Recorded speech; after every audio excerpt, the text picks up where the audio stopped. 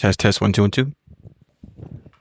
Test 1 2 1 2. We're gonna bring down the aux a little bit. Can you hear me? 6 minutes in. No problem. Got a lot of catching up to do.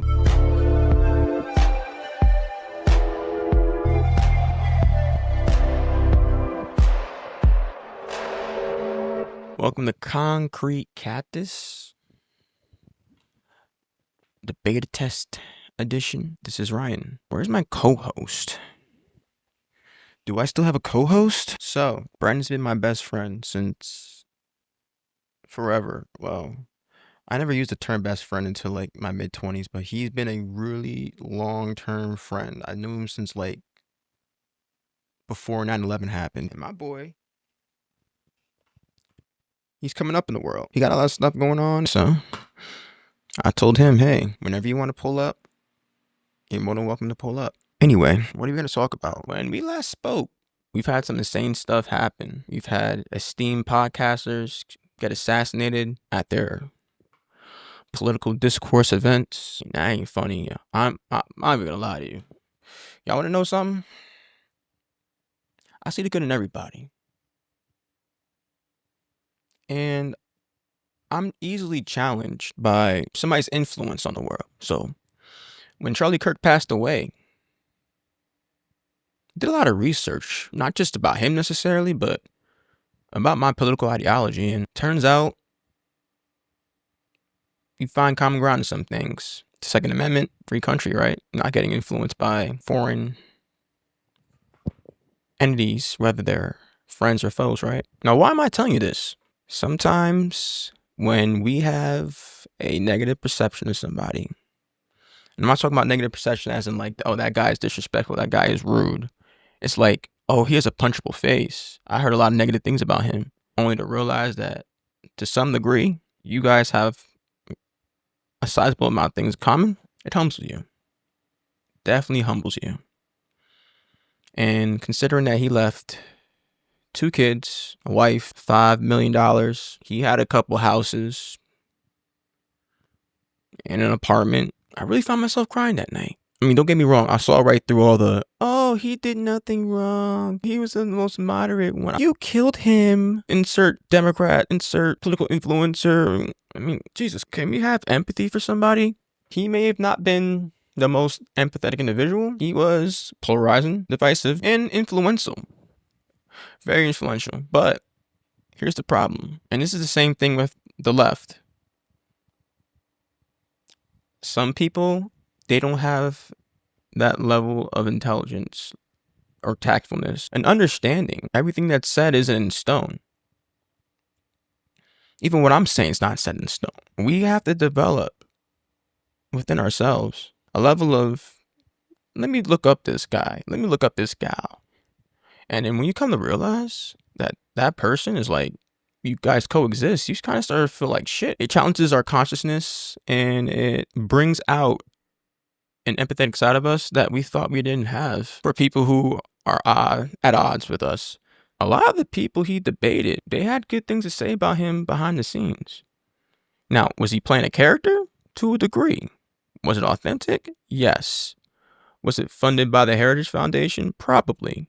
But it was genuine, and it wasn't completely wrong when you think about it. My philosophy with what he was putting out there with identity politics and race, my philosophy is holistic, and thanks to the advancements of technology, scientifically proven, generational trauma is really a thing. It messes up people. It puts people in poverty. It triggers the mental health crises of a lot of people. It makes people abusive. It makes people murderers. It makes people rapists. But at the end of the day, it is not an excuse to do any of that. What we need to find within ourselves, and what I had to find within myself in my own personal journey, just enough energy, just enough drive to dig deep and really come to the realization of things. And you'd only hope it humbles you. Anyway, if there's anything to take from this, it's, well, find the good in people. And if they're really evil and really messed up, you pray for them. More on that later. Anyway, I went to that bloodbath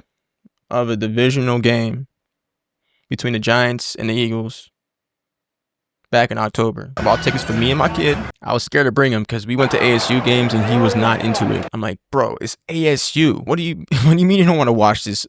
Oh, he wants to go on the field. I'm like, nah, bro. I mean, it'll be adorable for you, but it'll be bad for me. I will get banned for life. You won't. It was a great game. It was a great game because I wasn't paying attention to it and I had expectations. Divisional games, they hit different and I predicted it. One thing they need to change with that team in the offseason, now you already know I was going to get to this point. The offensive coordinator, Kevin Patullo, Public Enemy #1 in Philadelphia. The offensive line looks like a soup sandwich. Algorithms send me reels and the posts from all the anti-Kevin Patullo types, some of them wishing for his death, which is, that's insane, bro. Like, what the hell? I don't know if you guys ever seen those memes on like TikTok. It'd be like a player, like an OC or a head coach or whatever, and they got him superimposed with Saddam Hussein with some very catchy, but I don't understand the lyrics, and I probably want to look up the lyrics before I even hum shit, which I gotta do this. Yo, what is that song in almost every single TikTok with the football coach being a terrorist meme? By the way, ChatGPT, they have their own web browser now, and it's not that bad. An article from AOL claims that the meme is a Islamic chant called traditional Islamic Apachella style chant, because yo, literally, like, if you don't peep it, a lot of songs in that culture are acapellas. I'm gonna take this out of chat. I'm gonna put this in the Claude. No way. Holy shit, tell me more. Yo, that is crazy as hell. The internet's different, yo. 10, 11, 12 years ago, FBI would want to pay you a visit. Researchers who study online radicalization have noted this ambiguity. Humor can be both a counter-narrative and a gateway. Wow, you know what? This is somewhat similar to the N-word, GA connotation. Am I wrong? Now it's a term of endearment with a lot of people of color and some white folks, like Cam Scadaboo. I predicted that the Eagles weren't going to make it past the first, second round of the playoffs this season, when the season started. But they're going to come back that next season, this next season, with the bravado to make it back to the Super Bowl. Honestly, you know who I had going for the Super Bowl this year until things happened? The Commanders and the Bills. ASU alumni and Herm Edwards survivor, Jane Daniels. That was some injury. And it's crazy because a week prior, Scadaboo's injury occurred. Just as gnarly. Back-to-back ASU alumni. You couldn't predict it on Couchy. Next thing I do want to discuss here is my senator, fellow twin, fellow veteran, fellow New Jerseyan, Mark Kelly, because himself and several other senators and other officials who of prior military service came out and said to not follow illegal orders, disobey illegal orders. Say it how you want to say it. Debatable topic on whether or not that was appropriate or not. And honestly, if you ask me, indifferent because it was still a politically charged message. It wasn't completely, let's just say, a political tactic or strategy or grift, because there's some truth in it. And I'm gonna tell y'all a story. My last deployment, I was working with a very, I'm about to sound PC saying this, emotionally and at times physically abusive upper leader. I ain't gonna say his rank, I ain't gonna say his name. He's Army. Now, I was an IT technician on this deployment, and he was doing his own thing too. He was something. He pulled up in my office, and one of his somethings was when, I'm really not trying to give away too much information. Respect. More on that later. He would always do some sneaky, shady stuff. And one thing he wanted me to do was give a fellow soldier of ours who's deployed out there with us authorization and permissions to use a certain classified network before I was authorized and given the go-ahead to make that account. And he said something along the lines of, oh, do it for your people, do it for us. us Americans or us New Jersey. They're definitely Americans. He didn't say us New Jersey. I was like, yo, like, I caught me aback. I mean, I was terrified to talk to this man or say anything to this man. I was like, yeah, we're Americans. We wear the uniform, but we work for NATO. Going back to that moment, as cringe as it was, reminded me that life is discretionary. And the discretion is that, yeah, you'll have to pick and choose your battles, but there's going to come a time, maybe once or twice in your military career, where you're going to put yourself at risk by standing up for yourself and standing up for what's right. I definitely see where R. Kelly's coming from in that aspect, but he has a D to his name, no Diddy. And I'm saying that as somebody who does not align to a political party. Just because you admire somebody and you relate to somebody as significant as I relate to Mark Kelly, don't idolize people. You ever watch The Incredibles? Stephen A. Smith. He has like 6 podcasts, 4 TV shows. Not half bad book, by the way. Straight shooter. 300 different ways to wear a suit. Made some remarks specifically geared towards Kelly about his involvement in that video and how the president found it sedacious and punishable by death. And this dude goes on his podcast, introduces his military record and all this stuff, and then gets into a tirade talking about, how dare you? I'm like, nigga, that dude was shot at. It's one thing for you to disagree with what he said. It's one thing for you to debate it, but don't go on a public domain and yell and scream and shout and disparage a veteran. I mean, don't get me wrong. I've seen people who've served before me, after me, do some very messed up stuff. They're still, I feel, morally entitled to, well, of course, the standard level of human dignity, but a step above that at all times. That person took an oath to serve. They've been at this game for generations, but for you to go on your show and do all that, I know he's the type of guy, he's a loudmouth, yada yada, it's his character's personality, whatever, I get it. But not to knock Jasmine Crockett, but that lady got more respect when she was critiqued, and he still took heat for it. All he did was ask a question. Because if you know who Jasmine Crockett is, the way she carries herself is the type of women Kevin Samuels spoke against.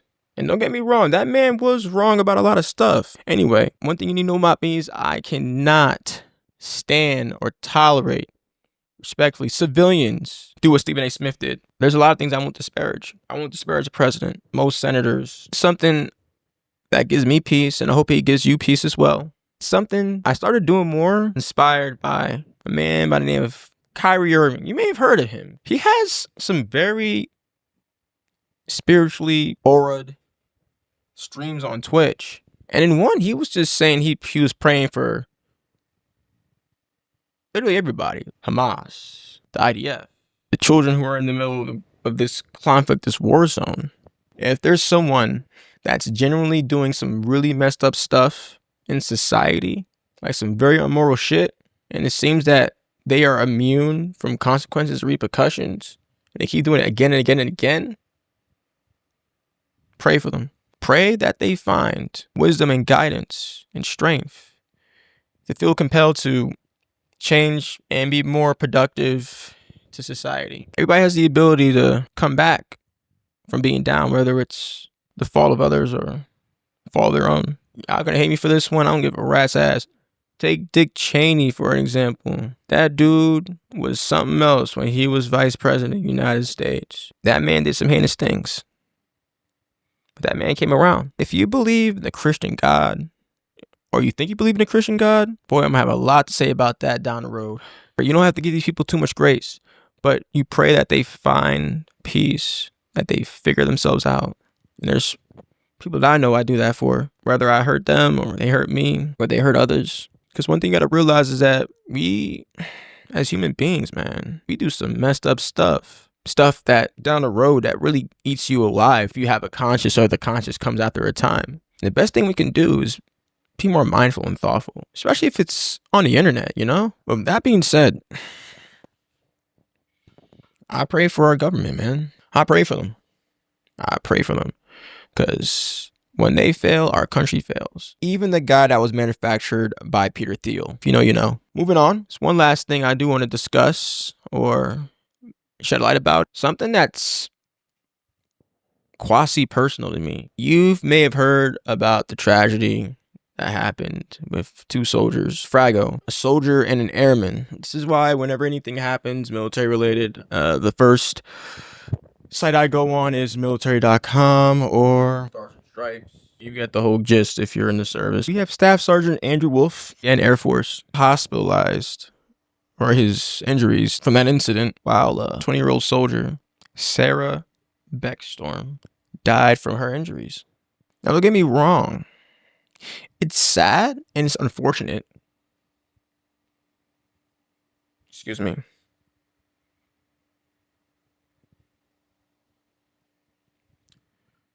It's sad and unfortunate when we lose service members, men and women, in combat, in training accidents. The biggest thing right now is suicides, but to lose them in this way on American soil while on duty, that hits different. It opens up a whole new can of worms, especially considering that the assailant that went postal did exceptional service for the alphabet soup, FBI or CIAs, as a Afghani service member who was an informant for the CIA. He was evac'd along with his family when Taliban gained control of Kabul back in 2021. That mess, that was something. The point I'm trying to make here is that this gentleman basically did friendly fire. A lot of news reports report that the suspect was in crisis, suffering from PTSD, isolating himself. But again, it doesn't justify or make an excuse for what he did. This guy didn't do what he needed to do to get his help. That man is gonna face the death penalty. Fellas, ladies and gentlemen, I don't care if you serve that country or not. If you have that trauma, whether it's generational, whether it's adapted from abuse growing up and dealing with bullshit, if it's a mental health condition, whether it's diagnosed or not, please get help. Please get help. This guy was stuck in his house for days at a time, suffering symptoms similar to our admirable vets came home from Afghanistan and Iraq, but again, does not excuse what he did. It was just more or less a factor into it. Whatever you're dealing with, cognitive or mental, emotional, before it gets you in trouble, before it compels you to murder, you gotta get help, man. This mental health thing isn't even a trend no more. It almost holds the same weight as getting a prostate exam at age 40. And with that, I appreciate you listening or watching. If you're watching, you're definitely seeing me withdraw and fall asleep. I got work in like 3 hours. Hope you enjoyed this commentary. If you really enjoyed this, like, comment, subscribe. If you didn't enjoy it, we compel you to be respectful about it. But what do I know? Thanks for watching or listening. And remember to stay warm. I don't know what the hell that means. Just let it happen. Ugh. Literally 2 minutes left on this thing. Ain't that something?